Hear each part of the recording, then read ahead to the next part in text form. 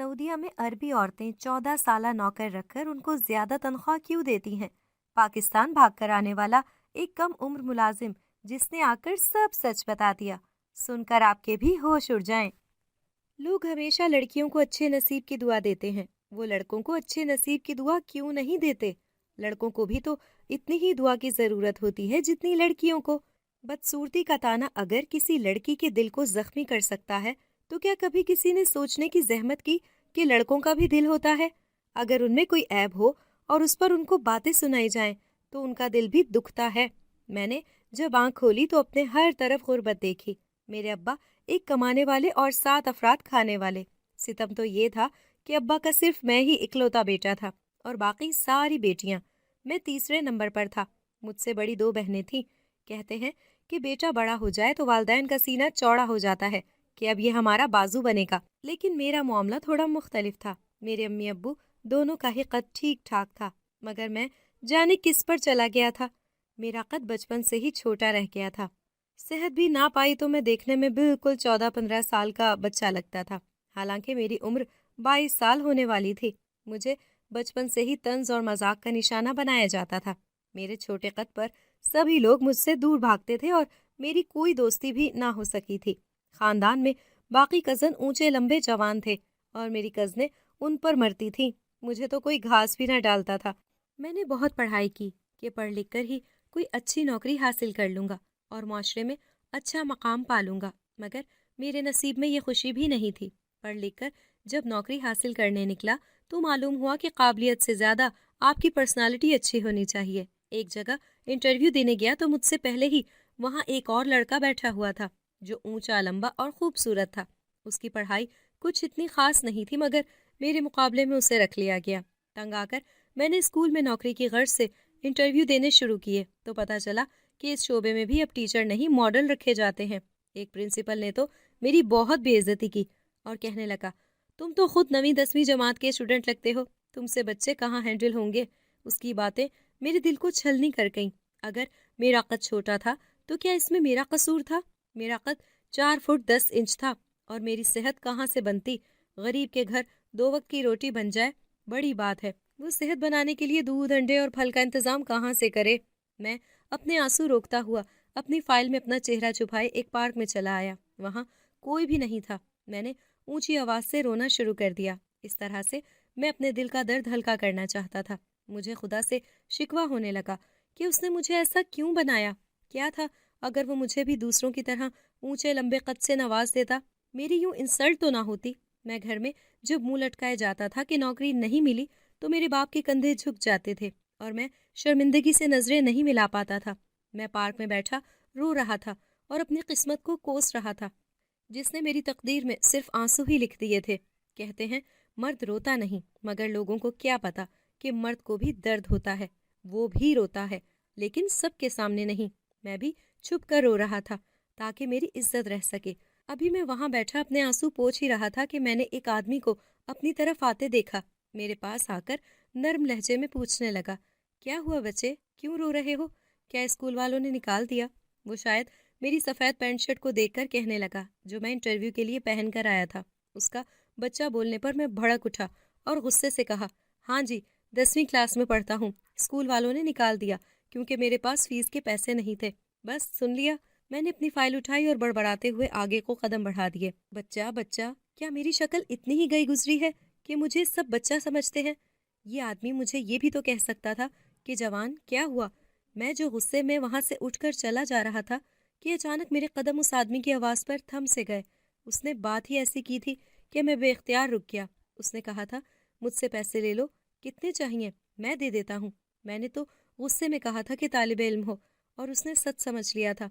अब शायद इंसानियत के नाते वो मेरी मदद करना चाह रहा था।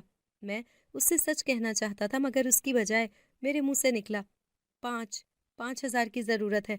मैं नहीं जानता था कि मैंने ये सब किस कैफियत में कहा था, मगर उस नेक दिल आदमी ने फौरन अपनी जेब से 5,000 का नोट निकाला और मेरे हाथ पर रखकर कहने लगा, मैं इसी पार्क के सामने रहता हूँ, जब मदद की ज़रूरत हो मुझे बता देना। वो तो कहकर चला गया, मगर मैं शर्मिंदगी से नज़र न उठा सका। वो बेचारा तो मेरी मदद इसलिए कर रहा था क्योंकि शायद उसे लगा था कि मैं एक तालिबे इल्म हूँ और मेरे पास फीस नहीं। اگر اسے پتہ چل جاتا کہ میں ایک 22 سال کا لڑکا ہوں جو پڑھائی مکمل کر کے نوکری کے لیے دھکے کھا رہا ہے تو یقیناً اس کا سلوک میرے ساتھ کچھ اور ہوتا۔ میں پیسے لے کر گھر گیا تو میری ماں بہت خوش ہوئی اور جلدی سے گھر کا راشن لینے چلی گئی۔ میں بہت برا محسوس کر رہا تھا کہ میں نے غلط طریقے سے مدد لی۔ اگلے دن وہ آدمی مجھے دوبارہ ملا تو میرا دل کیا کہ اسے سچ بتا دوں، مگر اس کی رد عمل کا سوچ کر میں نے اپنا ارادہ ترک کر دیا۔ وہ کہنے لگا، لڑکے اگر تم کسی کام کی تلاش میں ہو تو میں تمہیں کام دلا سکتا ہوں۔ میں جانتا ہوں تم ایک مجبور لڑکے ہو۔ میں نے چونک کر سر اٹھایا اور حیرت سے کہا، یعنی آپ جانتے ہیں کہ میں ایک اسکول کا طالب علم نہیں ہوں؟ وہ بے نیازی سے کہنے لگا، ہاں مجھے سمجھ آ گئی تھی، کیونکہ تمہارے کندھوں پر اسکول بیگ نہیں بلکہ ہاتھوں میں ڈگریوں والی فائل تھی۔ میں نے شاکڈ ہو کر پوچھا، پھر آپ نے میری مدد کیوں کی؟ وہ کہنے لگا، کل میں تمہارے کام آیا، ہو سکتا ہے کہ آنے والے کل میں تم میرے کام آ جاؤ۔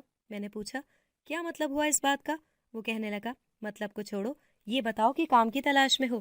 میں نے کہا، جی میں ہر کام کرنے کو تیار ہوں، جیسا آپ کہیں گے ویسا ہی کروں گا۔ وہ آدمی کہنے لگا، میرا نام عارف ہے اور میں ایک ٹریول ایجنٹ ہوں۔ میں تمہیں سعودیہ بھیج سکتا ہوں، بلکہ وہاں پر کام بھی دلوا سکتا ہوں۔ جانے کا خرچہ بھی میرے ذمہ ہوگا، مگر ایک شرط ہے۔ میں نے خوشی سے پوچھا کہ کیسی شرط؟ یوں بیٹھے بٹھائے سعودیہ جانے کا موقع مل رہا ہو تو کوئی پاگل ہی ہو سکتا ہے جو انکار کر دے۔ پاکستان میں رہنے والے زیادہ تر لوگ چاہتے ہیں کہ وہ سعودیہ میں جا کر کام کریں۔ میرا بھی یہی ارادہ تھا، کیونکہ میں دیکھ چکا تھا کہ ہمارے خاندان کے جتنے بھی لڑکے باہر گئے تھے سب دولت میں کھیل رہے تھے۔ سبھی کے رشتہ دار پاکستان میں بڑی شاہانہ زندگی گزار رہے تھے۔ ایک دو بار میں نے اپنی خواہش کا اظہار ابا کے سامنے کیا تو انہوں نے کہا، بیٹا باہر بھجوانے کے لیے بڑے پیسے لگتے ہیں، میں تمہیں کہاں سے پیسے لا دوں؟ یوں میں کبھی سوچ ہی نہیں سکتا تھا کہ قسمت بیٹھے بٹھائے مجھ پر مہربان ہو سکتی ہے، لیکن اس آدمی نے جو شرط بتائی اسے سن کر میرے پیروں تلے سے زمین نکل گئی تھی۔ وہ شرط ہی ایسی تھی کہ میں نے اسی وقت کہہ دیا کہ نہ بھائی نہ، میں ایسا نہیں کر سکتا۔ اس آدمی کی شرط یہ تھی کہ مجھے اپنی شناخت چھپانی ہوگی۔ جب میں نے اس بات کا مطلب پوچھا تو کہنے لگا کہ تم سعودیہ میں جا کر بڑی اچھی کمائی کر سکتے ہو اگر تم وہاں جا کر اپنی عمر 14 سال بتاؤ، کسی کو نہ پتہ چلے کہ تمہاری عمر 22 سال ہے اور تم ایک میچور لڑکے ہو، ورنہ تمہیں نوکری نہیں ملے گی۔ لیکن اگر تم خود کو 14 سال کا لڑکا بتاؤ گے تو وہاں تمہیں ایک ایسی شاندار نوکری ملے گی کہ تمہارے گھر والے عیش کی زندگی گزاریں گے۔ وہ جانے ایسی شرط کیوں رکھ رہا تھا؟ ٹھیک ہے میری جسمانی حالت ایسی تھی کہ میں واقعی میں 14-15 سال کا لگتا تھا، مگر اتنے چھوٹے لڑکے کو بھلا نوکری کون دے گا؟ میں اس سے سوچنے کا وقت لے کر گھر آ گیا۔ یہاں پاکستان میں تو میرا کوئی مستقبل نہیں تھا۔ مجھ سے بڑی 2 بہنیں شادی کی عمر کو پہنچ گئی تھیں اور ابھی تک جہیز نہ ہونے کی وجہ سے گھر بیٹھی تھیں۔ ان کی عمر گزرتی جا رہی تھی۔ گھر کے حالات کو دیکھ کر میں نے اپنے وقار کی قربانی دینے کا فیصلہ کر لیا اور صبح جا کر اس آدمی کو کہا کہ تم جو کہو گے اور جیسا کہو گے میں کرنے کو تیار ہوں۔ گھر والوں سے میں نے جھوٹ بولا تھا کہ مجھے ایک بہت اچھی کمپنی والوں نے وہاں بلایا ہے۔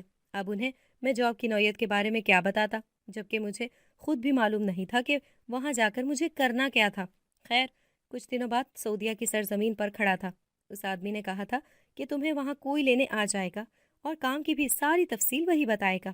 آخر کافی دیر انتظار کے بعد ایک ہٹا کٹا آدمی میرے پاس آیا اور کہنے لگا، میں تمہیں لینے آیا ہوں، چلو میرے ساتھ۔ میں بہت حیران ہو رہا تھا کہ میرے ساتھ ہو کیا رہا ہے۔ اس سے کچھ پوچھنے کی ہمت ہی نہیں تھی کیونکہ وہ شکل سے ہی بہت کرخت لگ رہا تھا۔ آدھے گھنٹے کی ڈرائیو کے بعد اس نے گاڑی ایک گھر کے آگے روکی اور میرے ہاتھ پر کچھ کاغذ رکھتے ہوئے کہا، تم اندر جا کر یہ کاغذ دکھاؤ گے جن کے مطابق تمہاری عمر 14 سال ہے اور تمہارا نام احمد ہے۔ خبردار اپنا اصل نام اور عمر بتانے کی غلطی کبھی نہ کرنا، ورنہ یہاں ساری عمر کے لیے قید ہو کر رہ جاؤ گے۔ اس کی سنسنی خیز باتیں سن کر میری ریڑھ کی ہڈی میں سنسناہٹ دوڑ گئی۔ مجھے جانے کیوں ایسا محسوس ہونے لگا میں کسی طلسم قدے میں آ گیا ہوں۔ وہ مجھے ساتھ لے کر گھر کے اندر آ گیا۔ یہ ایک عربی کا گھر تھا جس کی بیوی کالے رنگ کے گاؤن میں ملبوس میرے سامنے آئی اور مجھے سر سے پیر تک دیکھا۔ مجھے اس عورت سے خوف محسوس ہوا۔ دیکھا جاتا تو وہ عمر میں مجھ سے 2-4 برس ہی بڑی تھی، مگر اس وقت مجھے اداکاری کرنی تھی تاکہ اسے لگے کہ میں 14 سال کا ایک نابالغ بچہ ہوں۔ وہ آدمی جاتے جاتے مجھے کہہ گیا کہ اب تمہیں یہیں رہنا ہے، تمہارا کام بس یہی ہے کہ مالکن کے پورے گھر کی صفائی ستھرائی کرو اور جو مالکن بولے اسے کرتے جاؤ، بدلے میں 2 لاکھ روپے پاکستانی تم اپنے گھر بھیج سکو گے۔ 2 لاکھ کا سن کر میں دنگ رہ گیا۔ آتے ہی اتنی زیادہ تنخواہ میں نے تو کبھی خواب میں بھی نہیں سوچا تھا۔ میں عربی بول تو نہیں سکتا تھا مگر کچھ سمجھ لیتا تھا کیونکہ میں نے FA اور BA عربی میں ہی رکھی تھی۔ مالکن کو शायद ये था कि मैं अरबी नहीं समझ सकता, इसलिए मुझे इशारे से पूरे घर की सफाई करने को कहा। मैं पूरे घर की सफाई करने लगा और दिल में सोचने लगा कि पाकिस्तान में बैठे लोगों के लिए बाहर के मुल्कों की दुनिया एक फैंटेसी होती है। उनको क्या पता कि बाहर जाकर क्या क्या करना पड़ता है और किन मुश्किल हालात का सामना करना पड़ता है। अब मैं इतना पढ़ा लिखा होकर यहाँ झाड़ू पोछा लगा रहा था। इसके बाद उस औरत ने मुझे लॉन की सफाई करने का कहा। मेरी अरबी मालकन एक खूबसूरत औरत थी, जिसके बारे में मुझे बाद में पता चला कि उसका शौहर हफ्ते में सिर्फ 2 दिन उसके घर आता है, क्योंकि वो अपने शौहर की तीसरी बीवी थी। मुझे अपनी मालकिन की हरकतें बहुत अजीब लगती थीं, क्योंकि आम दिनों में जहाँ वो खूब तैयार होती थी, वहीं साहब के घर आने पर उसका हुलिया यकसर बदल जाता। वो बिल्कुल सादा बन जाती, सादे से कपड़े पहन लेती और बगैर मेकअप के 2 दिन गुजारती। मुझे मालकिन के इस रवैये की कुछ समझ नहीं आती थी। वो ऐसा क्यों करती है? घर में मेरे अलावा कोई मुलाजिम भी नहीं था जिससे मैं पूछ लेता। खैर, साहब जब भी आते वो खाना भी खुद पकाती थी। यूं हफ्ते में 2 दिन मुझे खाना पकाने से छुट्टी मिल जाती और मैं बाहर घूमने फिरने निकल जाता। तभी मेरी मुलाकात जवाद से हुई। वो एक 14-15 साल का भोला भाला लड़का था जो मेरी तरह पाकिस्तान से आया था। उसकी ज़बानी मुझे पता चला कि वहाँ का रिवाज था कि अरबी औरतें सिर्फ 14 से 15 साल के लड़कों को ही काम पर रखती थीं। ऐसा क्यों था, इसका जवाब जवाद के पास भी नहीं था। वो मेरा बहुत अच्छा दोस्त बन गया था और अक्सर हम एक दूसरे के दिल की बात कर लेते थे। मेरी मालकिन मुझे बच्चा समझती थी, इसीलिए अक्सर अपना सर दबवा लेती थी और कभी कंधे। एक गैर औरत को यूं छूते हुए मुझे बहुत हया आती थी, मगर फिर मुझे याद आता कि मैं कौन हूँ। मेरी पहचान यहाँ बिल्कुल और है। अभी तक तो सब ठीक जा रहा था और मैं अपनी नौकरी से बहुत खुश और मुतमईन था। लेकिन फिर मुझे लगने लगा कि यहाँ कुछ गड़बड़ है, क्योंकि मालकिन अक्सर एक काले रंग का डब्बा मुझे देकर कहती कि जाओ, इसे बी ब्लॉक के 5वें घर के बाहर रखाओ। मेरी मालकिन मुझे टूटी फूटी उर्दू में अपनी बात समझाती थी और मैंने भी कभी ये राज जाहिर नहीं किया था कि मैं अरबी समझ लेता हूँ। मुझे तजस्सुस होता कि इस काले रंग के डब्बे में क्या है, मगर जाहिर है मैं मालकिन से पूछने की हिम्मत नहीं कर सकता था। एक दिन जवाब मिला तो मालूम हुआ कि वो ब्लॉक बी वाले घर में ही काम करता है। मैंने उससे पूछा कि इस काले रंग के डब्बे के बारे में तुम्हें कुछ मालूम है? कहने लगा, हाँ, यहाँ की अक्सर औरतें जब एक दूसरे को कोई खुफिया पैगाम भेजती हैं तो काले रंग के डब्बे में एक ख़त लिखकर भेजती हैं।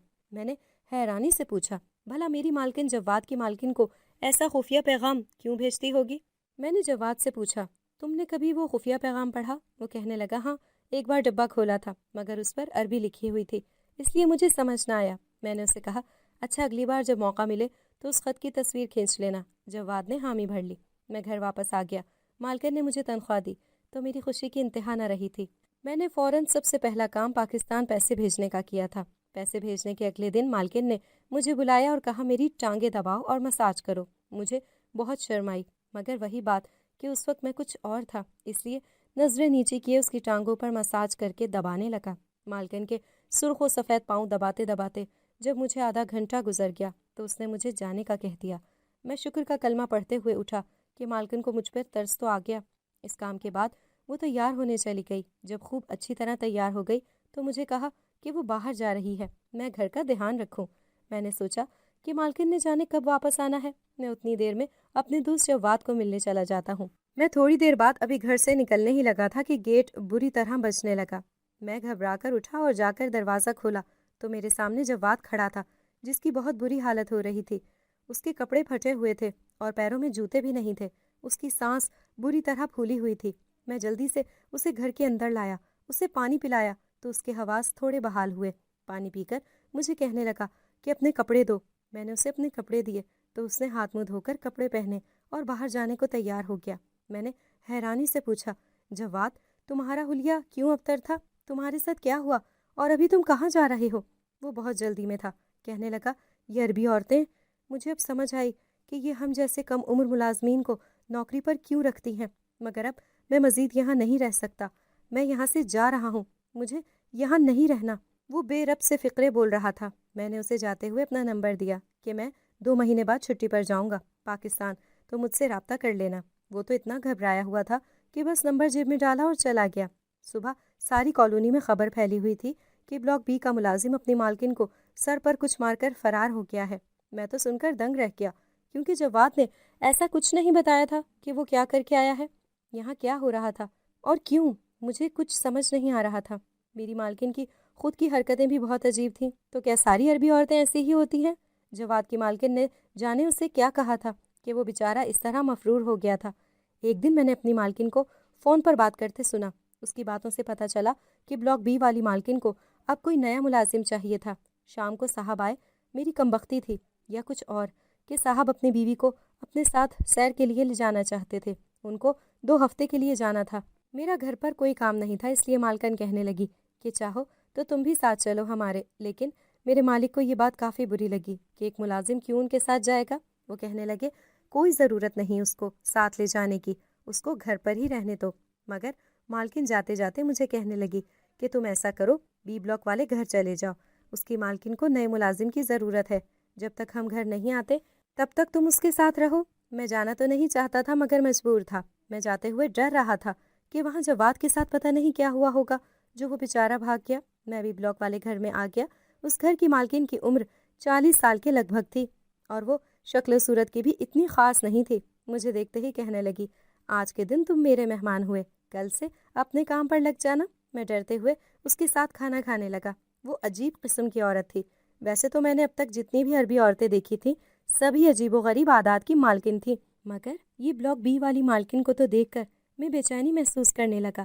جانے کیوں مجھے اسے دیکھتے ہی احساس ہوا کہ کچھ ٹھیک نہیں ہے۔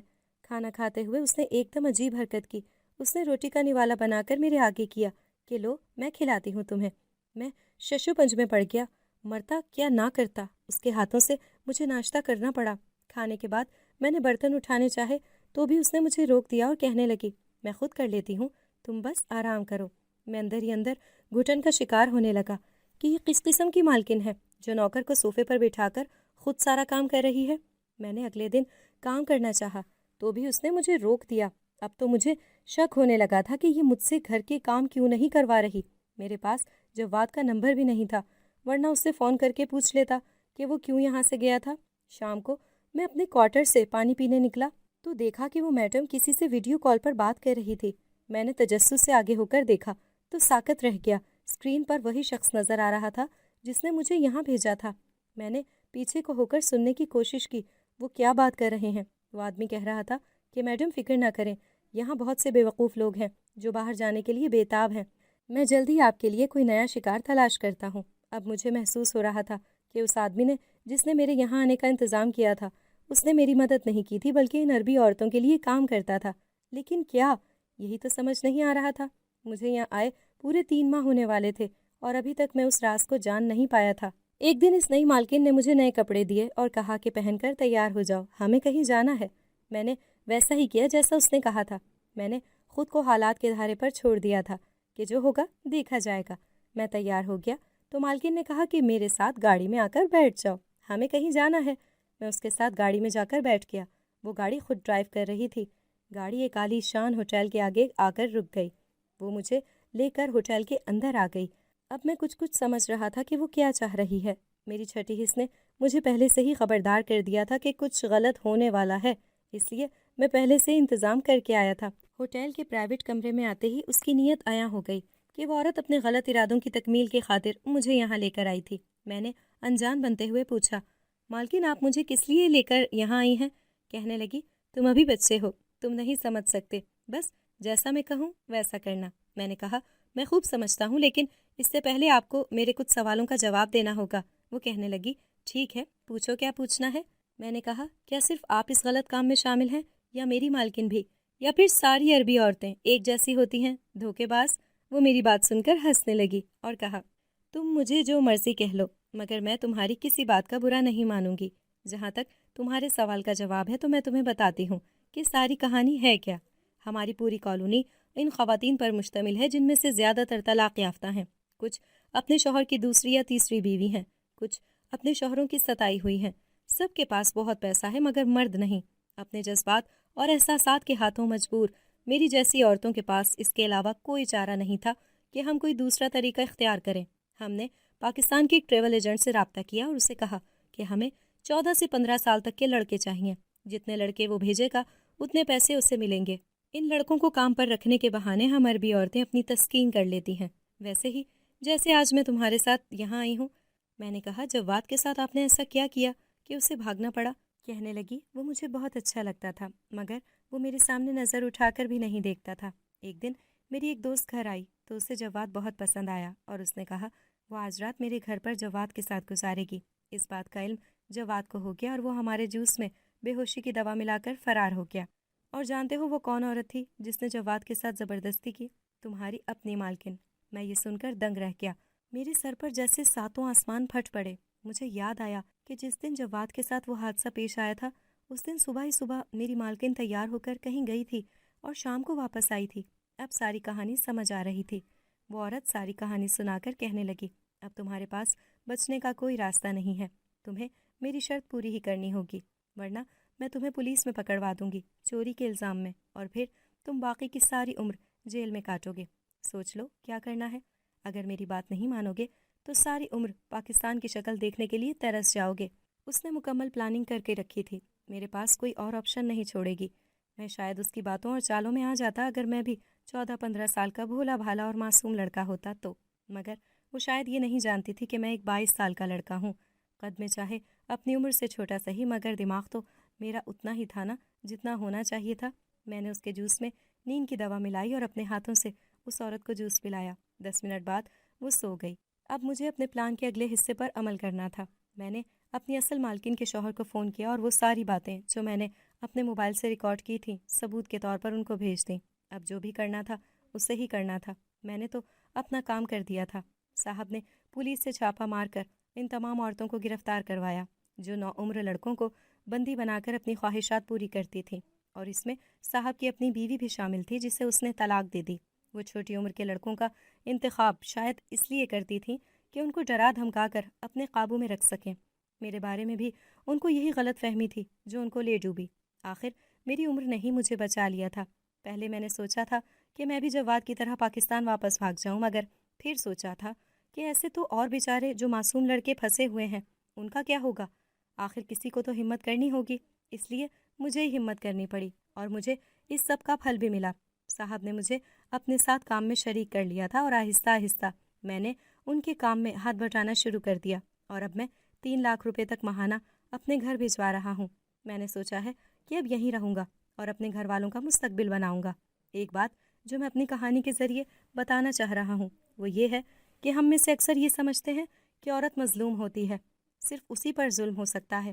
ہم میں سے کوئی سوچتا ہی نہیں کہ مرد کو بھی ہراس کیا جا سکتا ہے، اس پر بھی ظلم ہو سکتا ہے۔ اگر ہم یہ بات سمجھ لیں تو معاشرے سے بہت سی برائیاں اپنے آپ ہی ختم ہو جائیں گی۔